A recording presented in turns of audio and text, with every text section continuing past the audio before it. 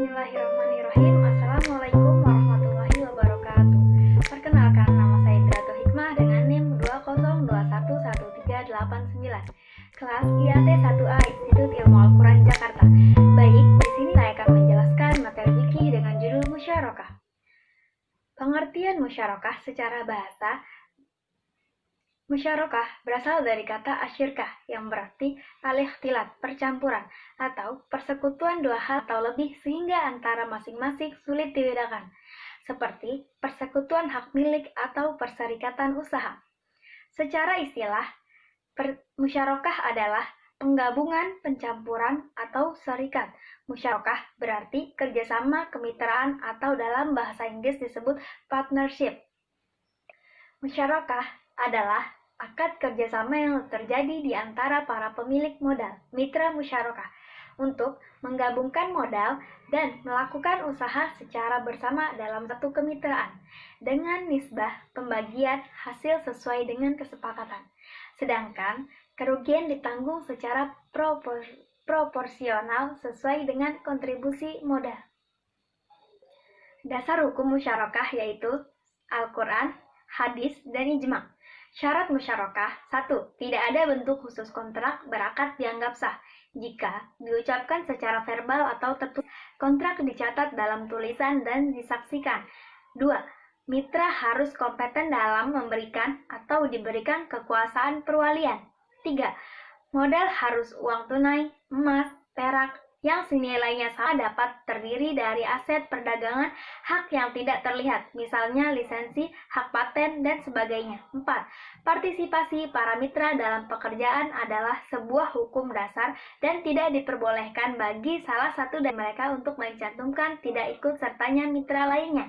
Namun, porsi melaksanakan pekerjaan tidak perlu harus sama, demikian pula dengan bagian keuntungan yang diterima. Rukun musyarakah yaitu 1. Ijab qabul sigot adalah adanya kesepakatan antara kedua belah pihak yang bertransaksi. 2. Dua pihak yang berakad akidani dan memiliki kecakapan melakukan pengelolaan harta. 3. Objek akad mahal yang disebut juga ma'qud alaih yang mencakup modal atau pekerjaan. 4. Nisbah bagi hasil. Macam-macam musyarakah. 1. Syirkah al-amlak adalah suatu syirkah di mana dua orang atau lebih bersama-sama memiliki suatu barang tanpa melakukan akad syirkah. 2. Syirkah al-uqud dianggap sebagai kemitraan yang sesungguhnya karena para pihak yang bersangkutan secara sukarela berkeinginan untuk membuat suatu perjanjian investasi bersama dan berbagi untung dan resiko. Syirkah al-amlak terbagi menjadi dua, yaitu 1. Syirkah al-jabar, berkumpulnya dua orang atau lebih dalam pemilikan suatu benda secara paksa. 2. Syirkah al-ikhtiyariyah, yaitu suatu bentuk kepemilikan bersama yang timbul karena perbuatan orang-orang yang berserikat. Syirkah al-uqud dibagi menjadi 5 jenis, yaitu 1. Syirkah mufawwadah, 2. Syirkah inan, 3. Syirkah al-amal, 4. Syirkah al-wujuh, 5. Syirkah mudarobah. Ketentuan-ketentuan musyarakah yaitu 1. Ijab qabul, 2. Subjek hukum, 3. Objek akad, 4. Modal, 5. Kerja, 6. Keuntungan dan kerugian. Berakhirnya proses musyarakah. 1. Jika salah satu pihak membatalkannya meskipun tanpa persetujuan pihak yang lainnya.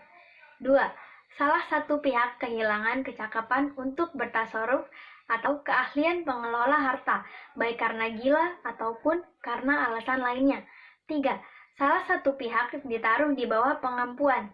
Pengampuan yang dimaksud di sini baik karena boros yang terjadi pada waktu perjanjian syirkah tengah berjalan maupun sebab yang lainnya. 4. Salah satu pihak meninggal dunia. Tetapi apabila anggota syirkah lebih dari 2 orang, yang batal hanyalah yang meninggal saja. Syirkah berjalan terus pada anggota yang masih hidup. Apabila ahli waris anggota yang meninggal menghendaki turut serta dalam syirkah tersebut, maka dilakukan perjanjian baru bagi ahli waris yang bersangkutan. 5. salah satu pihak jatuh bangkrut yang berakibat tidak berkuasa lagi atas harta yang menjadi saham syirkah. 6. Modal para anggota syirkah lenyap sebelum dibelanjakan atas nama syirkah. Aplikasi dalam lembaga keuangan syariah atau LKS saat ini aplikasi akad musyarakah dalam lembaga keuangan syariah yaitu dalam pembentuk pembiayaan musyarakah. Dalam musyarakah, bank dan nasabah bertindak selaku syarik, partner, yang masing-masing memberikan dana untuk usaha. Pembagian keuntungan atau hasil atau kerugian sesuai dibagi menurut kesepakatan. Sedangkan apabila terjadi kerugian, dibagi menurut porsi modal masing-masing. Selaku syarik, bank berhak ikut serta dalam pengaturan manajemen sesuai kaidah musyarakah. Baik, mungkin cukup sekian penjelasan dari saya. Kurang lebihnya, saya mohon maaf. Syukron. Wassalamualaikum warahmatullahi wabarakatuh.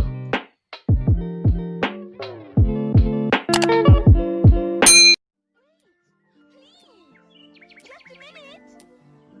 Dear, I'll never catch you